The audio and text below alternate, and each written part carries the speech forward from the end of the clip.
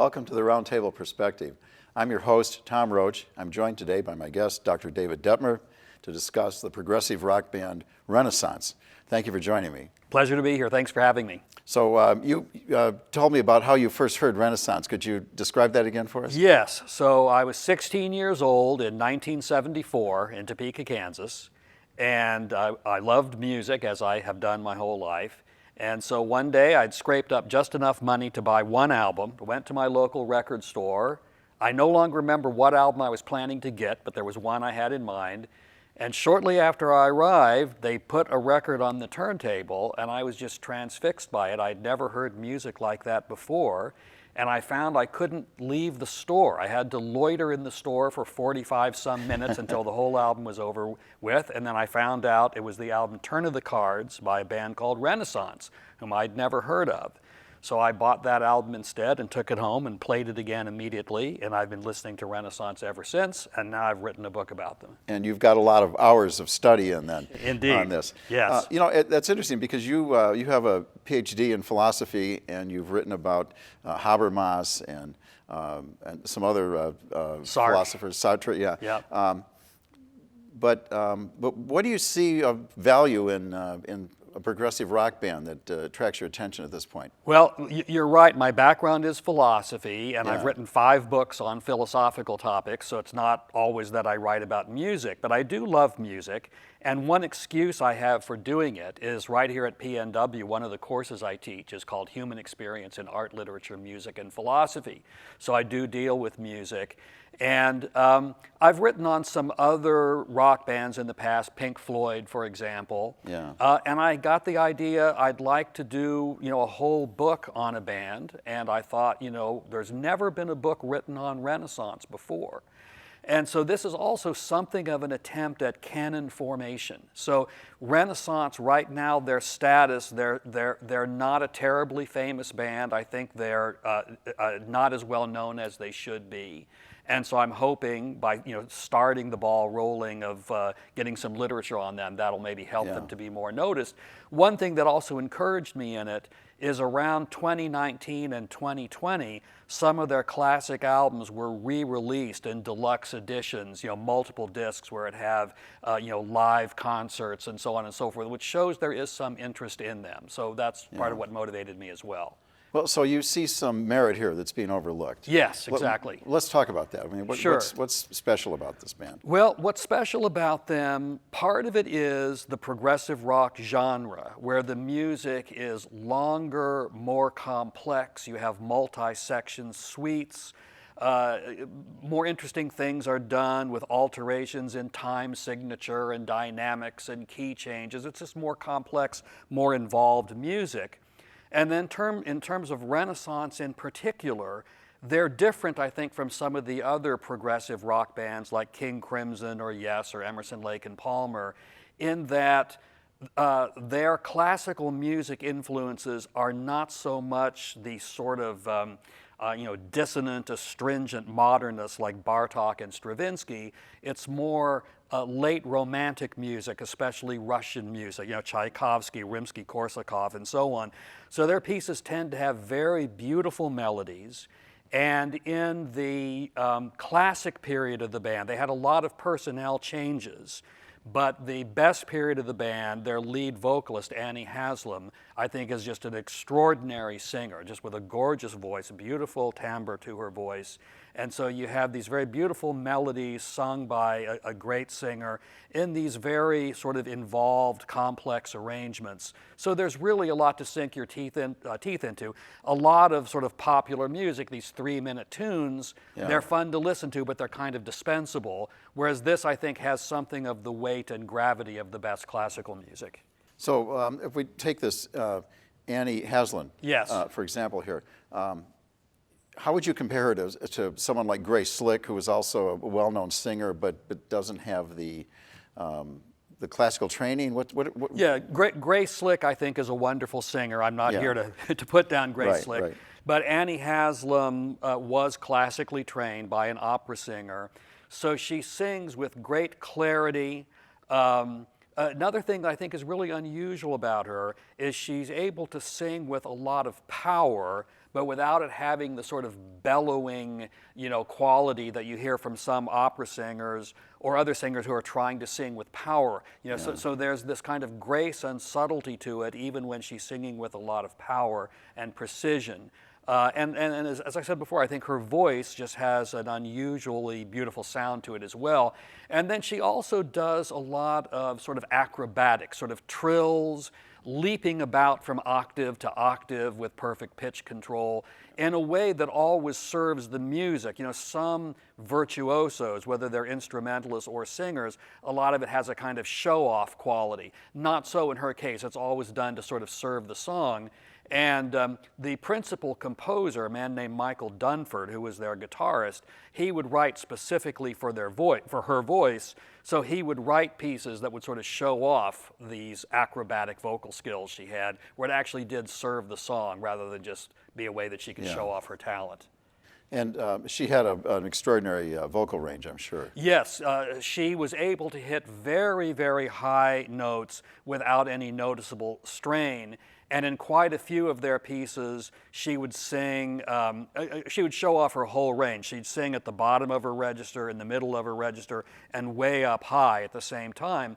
And also, oftentimes, they used her voice as an instrument. In a great number of Renaissance songs, there would be parts where she's singing lyrics, but also there would be a part where she's singing what she called vocalese, or sort of like a jazz singer's scat vocal. Scatting, yeah. But it usually was not improvised the way a scat singer like Ella Fitzgerald would do. Usually it was a composed line. And so in some of the Renaissance recordings, they used a full orchestra, but the band rarely performed live with an orchestra. They only did it 2 or 3 times. And so oftentimes she would then sing some of the orchestral parts live in this sort of vocalese. Interesting. Yeah. That's a handy person to have in your garage band. Exactly. Right. And actually, they were never a garage band, right? Right. This group started out after the Yardbirds broke up. That's right. That's a remarkable thing. So the Yardbirds, this legendary sort of blues rock and psychedelic rock British band, when that band broke up, essentially from the ashes of the Yardbirds, 2 bands were created. Yeah. Led Zeppelin, which Yeah. far more famous, Yeah. the guitarist Jimmy Page went on to that band, and Keith Relf, the singer in the Yardbirds, and Jim McCarty, the drummer, they decided to form a band. At first, they were just an acoustic duo, which is kind of funny because neither one of them was a guitarist in the band. As I say, McCarty was the drummer, Relf the singer, but they both were now playing acoustic guitars and doing sort of some folky songs. They called themselves Together? Exactly. They called themselves Together. And then they decided, well, if we're really going to make this work, we need to expand it into a whole band. And thus the idea of Renaissance was born, and they recruited some more musicians and recorded a couple of albums. And their idea was, the first album came out in 1969. They wanted music that would meld rock, folk, and classical. And the term progressive rock really hadn't been invented then. Yeah. It's usually dated to 1969. That's when King Crimson's In the Court of the Crimson King came out. Right around that same time, that first Renaissance album came out. So the world sort of didn't know how to categorize that. Yeah. I remember at the time thinking that the music was going to go in that direction because there were several touchstones happening at the same time. But it got overshadowed by the players who went to Led Zeppelin, I think. Yes, Led Zeppelin was way more successful, no doubt about that. But for those people who aren't as familiar with the Yardbirds as we are, they did songs. They didn't have any #1 songs, I don't think, but they had some top 10, 20 songs, I think, Heart Full of Soul. Right. And Over, Under, Sideways, Down, I think. Right, and both of those were written or co-written by Keith Relf. Which is interesting because they're kind of loudy, hard rock they're kinds of songs you'd associate with Led Zeppelin, and you would think that if one of those bands went to Led Zeppelin, it was Relf. One of those guys went to Led Zeppelin, it was Relf. Yeah, it seems that Relf and McCarty had both kind of soured on really loud, aggressive rock music. They retracted to music that was a little bit gentler, and thus wanting to go off in this acoustic direction. Yeah. And so this is one of the reasons why both Relf and McCarty sort of soured on it. In fact, the band kind of fell apart during the recording of their second album. But they decided rather than shelve the idea, they would recruit some new members. So it was an odd situation where Relf and McCarty, while no longer members of the band, were still kind of overseeing and orchestrating the next generation of players. And this is how they found Annie Haslam. They put just an ad in Melody Maker, this famous British publication, calling for a soprano, and she was one of the ones who auditioned and she got the gig. So it's the very strange circumstance that when they made their third album, there was not a single original member left. And the Haslam... But it was an extension of the original sound, right? It was something of an extension. There are certainly some differences, but there was still that idea of having the sort of folk and classical feel. Now, part of how that classical influence happened is in the original band, they signed on a guy named John Hawken, who was their keyboard player. And they found that it was time for him to play a solo. He liked to incorporate quotations from famous classical pieces in his solo, and they really liked that. So in the first several Renaissance albums, there tend to be some bits of famous classical music pieces incorporated into what is otherwise a fresh and novel composition. As opposed to Whiter Shade of Pale, where they actually took a whole piece by Bach, I think, right? Yes. And that's basically the underlying melody and chord progression for the song. And there's at least one Renaissance song like that, too. It's a song called Cold is Being, which is based on actually a piece of 20th century classical music that's fairly well known. It's usually thought to be by a composer named Albinoni, but it was actually somebody else. I've forgotten the name of the piece right offhand, but they wrote some fresh lyrics to it. But you're right, otherwise they tended to compose their own pieces and just insert some classical quotations in there.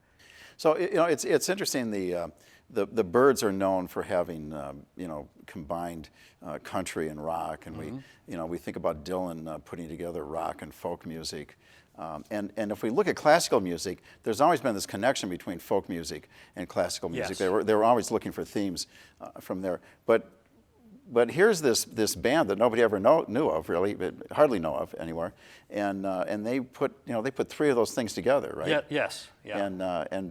And had an influence or not? I mean, yes. So the band achieved a certain level of success, especially when Haslam got into the band, but not spectacular success. So they were way more popular in America than in England. So some of their albums got to like number 46, number 48, something like that, and would stay on the charts for like 20 weeks. So, a certain amount of success. And they were a big concert draw on the East Coast. They were huge in New York, Philadelphia, and Boston. When I was a college student in Boston, I saw them there, and it was a sold-out, a pretty big venue. And they made a famous, very successful live album at Carnegie Hall. They sold out Carnegie Hall 3 nights in a row for that. So they had a certain level of success, but in America they never had any hit singles. In England they only had 1 hit single, and like I say, their albums, the best they did was like in the 40s. So, a far cry from a band like Led Zeppelin. But by the same token, here it is over 50 years later, and their stuff keeps being reissued and is somewhat remembered. One thing I will point out, since I am a Renaissance fan, I've introduced people to their music over the years. It's never happened that anybody said, "Oh, I don't like this." Now, I've introduced people to all kinds of other music and say, "Well, that's not for me. You like it, but it's not for me." So it seems to be something that people tend to like when they hear it, but most people have not heard it. Yeah. Now, you made a reference earlier to the canon. Yes. Is there a canon here, and how would you describe it? Well, obviously, the canon, it's a loose concept. The idea behind it, obviously there's the original sort of biblical aspect of it, but outside of that, it usually refers to works that are still paid attention to, considered worthy Right. of study, and so forth. The canon of American novels would include Right. The Great Gatsby, and Exactly. Farewell to Arms, Exactly. and things like that. Right? And so if you're looking at sort of the canon of rock music, you know, the Beatles, they're clearly in it. Bob Right. Dylan, clearly in it. Rolling Stones, clearly in it. Others are more sort of on the periphery. And Renaissance, I would say, is not in it. If you were to ask people who are sort of the famous and great rock bands, people would not tend to name Renaissance.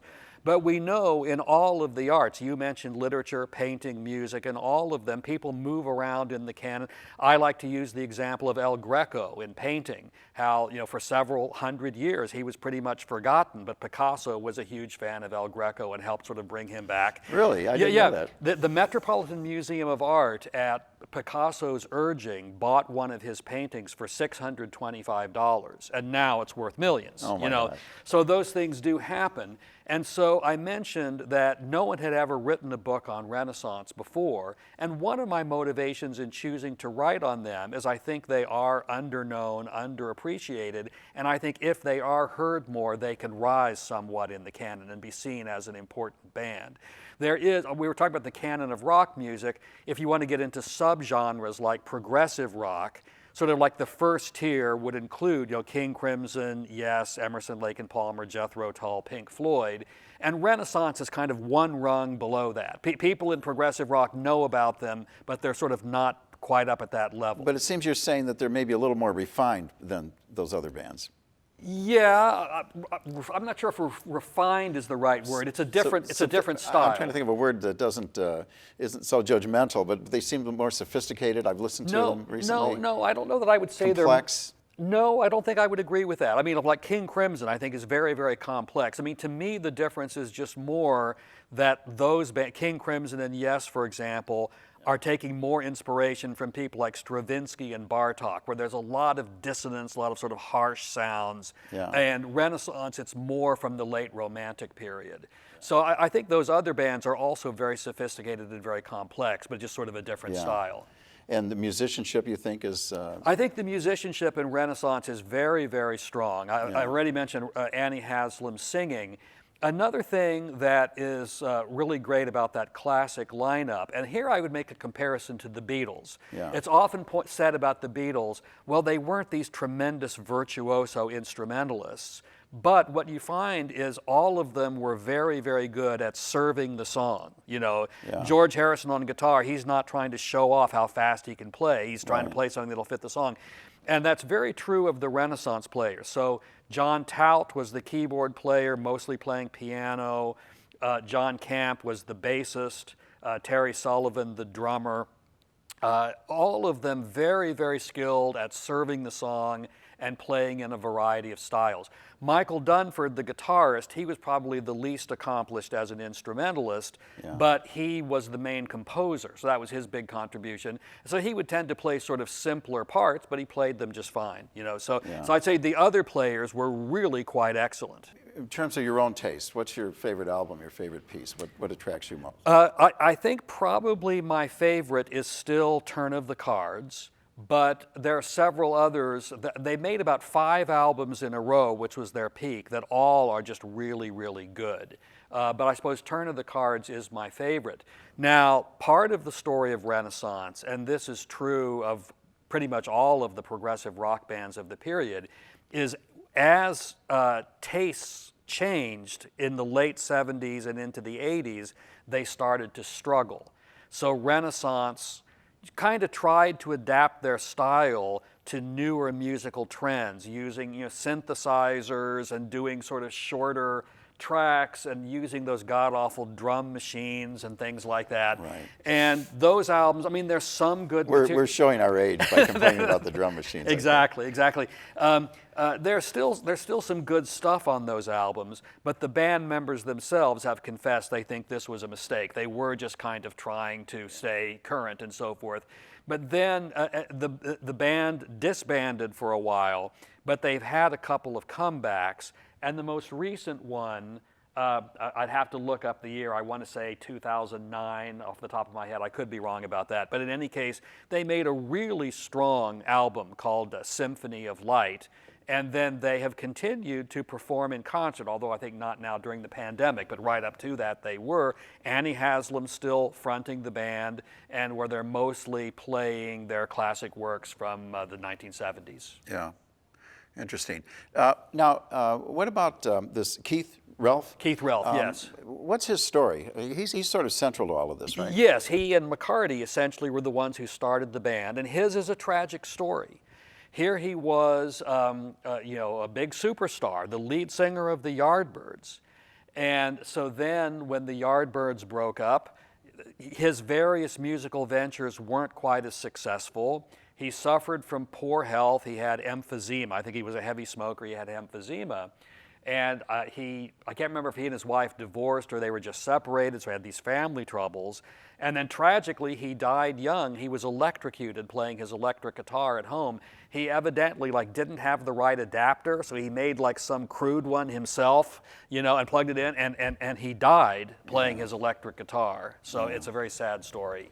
Interesting. Yeah, you hear about that happening when people are on stage, but yeah. I'd like to think that I'm safe playing my electric guitar in my home. But just don't do your own jerry-rigged adapter, Yeah. Get a professional electrician if you need that. Yeah. And the other fellow who started the band with him, Jim McCarty. Yeah, what was his trajectory like? Jim McCarty, so he was originally the drummer in the Yardbirds. Then I think he was more interested in being a singer-songwriter. So I've already talked about how he and Relf made Together and then Renaissance. Interestingly, after the Annie Haslam version of Renaissance achieved the level of success they achieved, the original Renaissance planned to reunite under a different name. They weren't going to call themselves Renaissance because the Haslam band was using it. And then Relf died sort of right before that was going to happen. But the other four did do it, and they called themselves Illusion was the name they used. And they made, I think, about 3 albums, as I recall. McCarty made he made some solo albums, he made at least 1 or 2 other albums with different bands, but now he's back drumming with the Yardbirds. So it's one of these. Is that right? Yeah, it's one of these legacy things. There's sort of a new version of the Yardbirds with, him as one of the original members, mostly newer musicians. Yeah, You know how it is with these old legacy bands, but now he's drumming with the Yardbirds again. Interesting. Yeah. We just have a couple of minutes left, but what do you think the future of progressive rock is? Where are we at with this? I'm thinking it's going to last. As you probably know, there's been a long history of it being sneered at by critics. The line always was that it's pretentious. And there's sort of this idea that, rock music is supposed to be very simple, 3 chords, 4/4 beat, Right. 3-minute Sex Pistols. song. Yeah. Well, the Sex Pistols, now we're really getting into crude rock music. But yeah, and so the idea is, you're doing these 14-minute long suites with all these time signature changes and all, that's just pretentious. That's sort of the idea. But I think people have kind of gotten tired of that line, and they've recognized, a lot of that stuff isn't pretentious. It's actually quite sophisticated and interesting music. And I notice all of these trends that were supposed to kill off progressive rock, punk and disco and everything, those old progressive rock albums way outsell all of that stuff that's supposedly buried. Oh, that's interesting. Yeah. So who's doing progressive rock right now? Anybody? Stephen Wilson is one. Porcupine Tree. Those are a couple of bands that, Steve Wilson isn't a band, but those are a couple that occur to me. And they're touring and Yeah, they have albums. right. What was it like in the 80s? Was it coming in and out in the 80s, or I was think it stronger then? 80s I think was not a good period. It's like the heyday was the 70s. Yeah. 80s was about these other kinds of styles. Yeah. And there's been sort of neo-prog movements maybe starting in the 90s. I don't think that, so maybe this is a better answer to your question. I will have to admit, I don't think the current progressive rock bands are reaching the same heights as the ones in the 70s did. Right. Yeah. Well, none of us do. But the musicianship, is that something that's changed? Do you think that the musicians of today are as as well trained and as versatile, as talented as they were before? Well, They're just going in different directions, or what? That's a good question. If we're talking about quote-unquote popular music, a lot of it now is sort of about the looks of the performer and so on. It's not so much about musicianship. And there's the issue of there's a lot of technology now where you can do things without having to be a really skilled musician. Yeah. So for that reason, Using the drum machine, for using instance, the drum right? machine. So for that reason, it's probably not quite at the same level. Yeah. You know, another interesting thing about British rock music in particular, because a lot of these bands are British, is that many of the major musicians were art school students. So they had a background, you know, in painting and things like that. yeah. And I think that sort of goes into this as well. Yeah, John Lennon and Yeah. some of the Who, I think.